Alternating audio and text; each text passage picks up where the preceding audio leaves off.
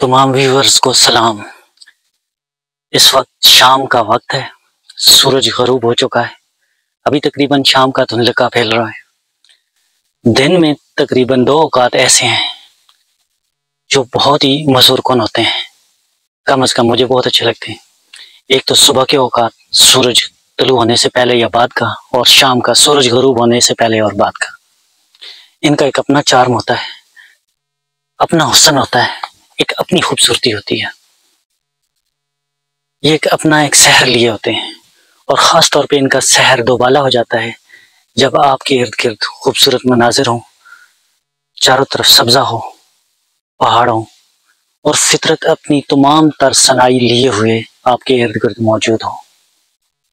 तो इस सूरत में, इन कंडीशन में ये मैचलेस होते हैं, ये औकात मैचलेस होते हैं।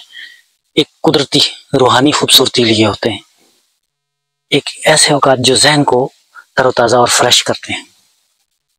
और यकीनन आप में से बेशतर मेजॉरिटीज़ को यही औकात पसंद होंगे।